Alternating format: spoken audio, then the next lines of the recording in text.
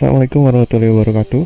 Salam sejahtera bagi kita semuanya. Om Swastiastu, Namo Buddhaya, salam kebajikan. Kami dari mahasiswa Fakultas Teknik Program Studi S1 Teknik Sipil Universitas Kristen Maranatha yang terdiri dari Yoel Christian, Kevin Nathanael, dan Prabu Monfi. Kami akan mempresentasikan bagaimana caranya mengurangi limbah botol plastik dengan melakukan substitusi agregat pada pembuatan beton.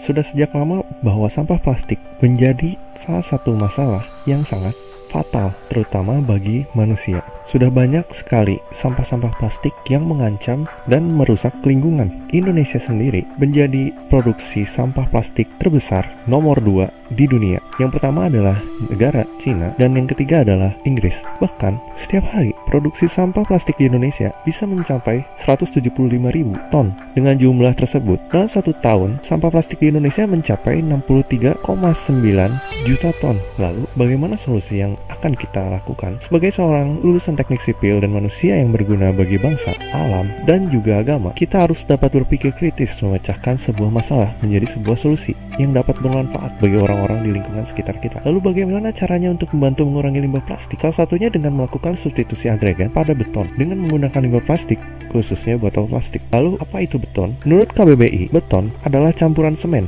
kerikil, dan pasir yang diaduk dengan air untuk tiang rumah, pilar, dinding, dan sebagainya. Nah, untuk membuat beton, kita memerlukan berbagai macam bahan. Yang pertama adalah agregat halus, limbah botol plastik, agregat kasar, semen Portland tipe 1, dan juga air. Berikut adalah prosedur pelaksanaannya. Yang pertama adalah menentukan nilai FC, kuat tekan rata-rata, dan juga selang. Target kuat tekan beton adalah 28 hari dengan FC 70 MPa. Lalu dilanjutkan dengan menentukan kuat tekan rata-rata FCR. Ketika sudah memasukkan rumus, didapat hasil 88.51 MPa. Lalu dilanjutkan dengan menentukan selam beton. Ditentukan selam beton yaitu 100 mm dengan super plasticizer. Lalu yang kedua, menentukan ukuran butir maksimum agregat kasar. Berikut adalah SNI tersebut. Lalu karena FCR yang didapat adalah 88.51 dan lebih besar dari 62.1, maka ditentukan ukuran agregat maksimum 10 mm. Hasil uji analisis layak ukuran maksimal agregat kasar 45 mm, perlu dilakukan rekayasa agregat agar memenuhi maksimum ukuran agregat 10 mm. Yang ketiga adalah menentukan kadar agregat kasar optimum dengan melakukan pengecekan modulus halus butir agregat kasar dan halus yang ditentukan dari SNI 036468 tahun 2000 pasal 5.1 butir 3. Kadar agregat kasar optimum adalah digunakan bersama-sama dengan agregat halus yang mempunyai nilai modulus kehalusan antara 2.5 sampai 3.2. Lalu, menentukan kadar agregat kasar didapat tabel sebagai berikut. Karena ukuran 10, maka fraksi volume padat kering oven diambil 0.65. Karena ukuran agregat tersebut 10 dan fraksi volume padat kering oven 0.65, maka dikalikan dengan 1713 yang didapat hasil sebanyak 1113,45 kilo per meter kubik. Yang keempat, menentukan estimasi kadar udara dan koreksi kadar air. Ditentukan dari SNI 036468 tahun 2000 pasal 5.1 butir 4. Didapat berat isi padat kering oven 2033.21 kilo per meter kubik. Berat jenis relatif yang didapat adalah 2.55. Berikut adalah rumus dari kadar rongga udara yang didapat dari SNI tersebut. Dimasukkan data dan didapat hasil 20,27%. Lalu menentukan koreksi kadar air, didapat rumus sebagai berikut. Lalu dikoreksi menjadi hasil 69.97. Nah, selanjutnya kita perlu menentukan estimasi kadar air dan kebutuhan air total. Estimasi kadar air didapatkan melalui plottingan dari tabel 2 SNI 036468. Diketahui tadi kan selamnya adalah 100 mm dan agregat kasar maksimumnya 10 mm. Kita plot pada tabel, didapatkan hasilnya adalah 196 liter per meter kubik. Itu adalah estimasi kadar air. Nah, estimasi kadar airnya kan tadi kita dapatkan adalah 196 liter per meter kubik. Koreksi kadar airnya adalah minus 69,97 liter per meter kubik. Lalu kita kurangi saja 196 dikurangi 69,97, didapatkan hasilnya adalah 126,03 liter per meter kubik. Nah, selanjutnya kita memerlukan rasio. Rasio itu didapatkan dari mana? Pertama-tama kita harus menghitung dulu FCR lapangnya, 0,9 dikali FCR. Nah, 0,9 dikali dengan 88,51 MPa. Didapatkan hasilnya FCR lapangnya adalah 79,65 MPa. Nah, di plotting pada tabel 4 SNI 0364682000 menggunakan super plasticier, setelah dilihat pada tabel ternyata tidak ada 79,65 MPa. Nah, oleh sebab itu kita perlu melakukan interpolasi FCR-nya di antara 75,9 dan 82,8, maka didapatkan setelah interpolasi adalah rasionya 0,286. Nah, setelah menemukan rasio, selanjutnya kita memerlukan estimasi kadar air dan kebutuhan air total yang didapat dari kadar air dibagi C plus P atau rasio tadi yang kita telah hitung. Nah, kadar airnya tadi kita dapatkan 126,03 dibagi oleh rasionya tersendiri adalah 0,286. 126,03 dibagi 0,286 adalah 440,66 kg per meter kubik. Selanjutnya kita perlu menentukan volume tiap bahan per meter kubik. Nah, di sini ada beberapa yang akan kita hitung. Kita awali saja langsung dengan semen Portland. Ada rumusnya yaitu kadar bahan bersifat semen dibagi biji semen. Kadar bahan bersifat semennya tadi sudah dapat 140,66 kg per meter kubik dibagi oleh biji semen yaitu 3,15 didapatkan 139,89 liter. Selanjutnya ada agregat kasar. Agregat kasar didapat dari kadar agregat kasar dibagi BJ kering agregat kasar, yaitu kadar agregat kasar kita dapat 1113,45 dibagi BJ kering agregat kasarnya yaitu 2,53 didapatkan 440,1 liter. Nah, untuk air tersendiri langsung saja dimasukkan. Yang tadi kita dapatkan adalah 126,03 liter per meter kubik. Nah, kadar udara karena tadi kita tentukan 2%, jadi 0,02 dikali 1000 yaitu 20 liter. Jadi totalnya kalau kita jumlahkan semua adalah 726,02 liter. Nah, selanjutnya kita perlu menentukan volume pasirnya nih per meter kubik. Nah, didapat dihitung dari mana? Kebutuhan volume pasir per meter kubik beton didapat dari 1000 liter dikurangi jumlah yang tadi, yang bahan-bahan per meter kubik, yaitu 726,02 liter. Kalau dikurangi, kita mendapatkan volume pasir tiap meter kubik, yaitu 273,98 liter. Nah, konversi menjadi berat. Kalau kita konversi menjadi berat, ada rumusnya yaitu volume per meter kubik dikali BJ derai pasir dikali 1000. 0,27398 dikali dengan BJ derai pasir 2,55 dikali dengan 1000, kita dapatkan 698,65 kg. Nah, kita rangkum semuanya menjadi satu. Kalau dengan pembulatan, kita memerlukan air 126 kg, semen Portland 441 kg, agregat kasar 1114 kg, dan pasir membutuhkan 699 kg.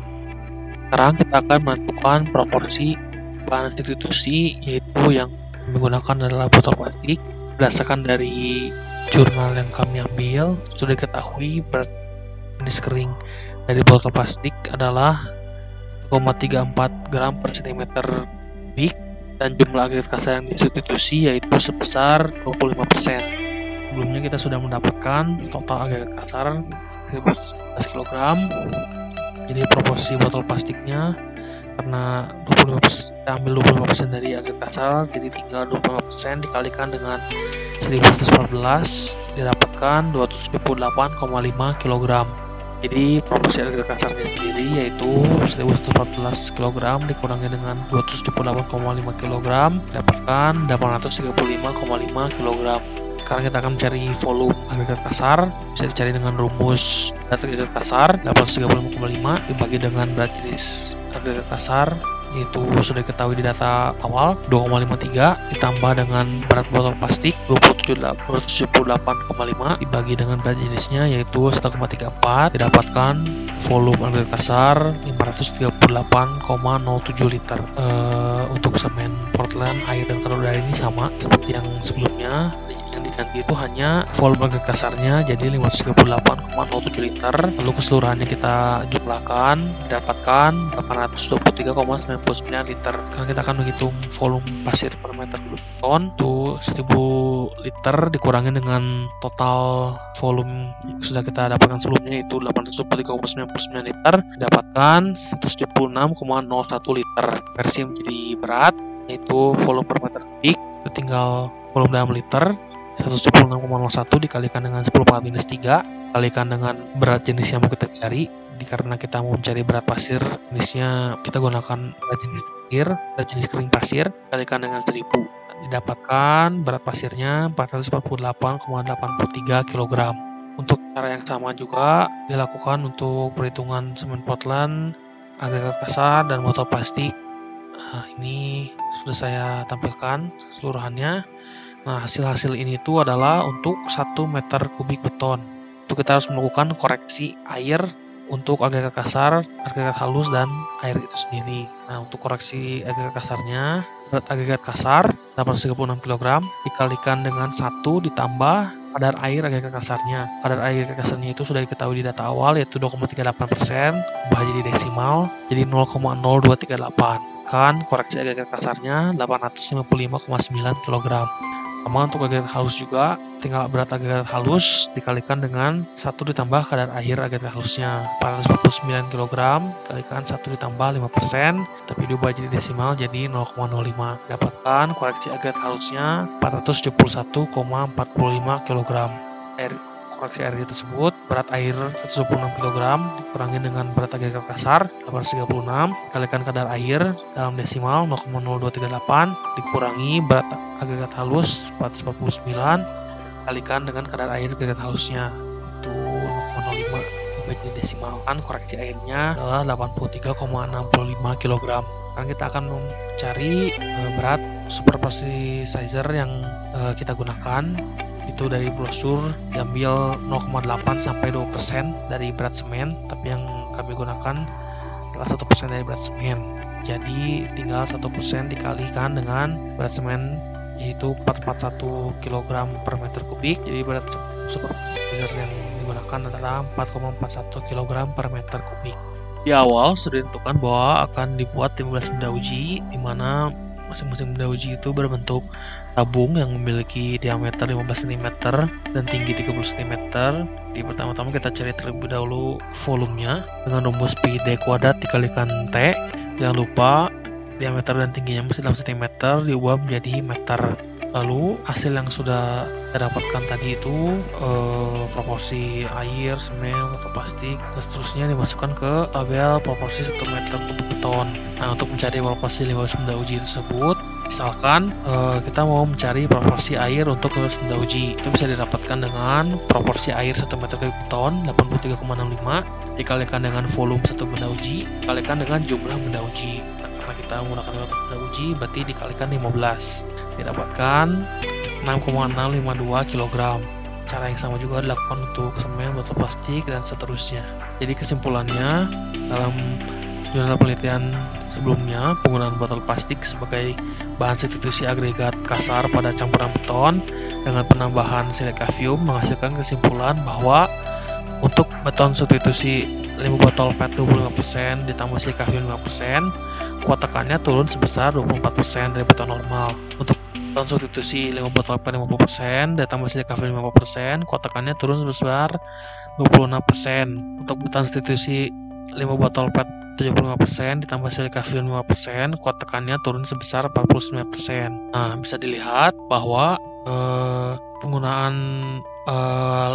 bahan substitusi botol plastik 25% dari agregat kasar ini penurunan kuat tekannya yang paling kecil di antara semuanya. Karena itu ini juga menjadi alasan kenapa kami mengambil penggunaan bahan substitusi botol plastik 25% dari agregat kasar. Selain itu juga kenapa kelompok kami menggunakan botol plastik sebagai bahan substitusi, karena dengan menggunakan botol plastik sebagai bahan substitusi dapat mengurangi sampah-sampah plastik yang ada di Indonesia. Dan perencanaan beton begitu tinggi dengan bahan substitusi botol plastik. Semoga bermanfaat. Terima kasih.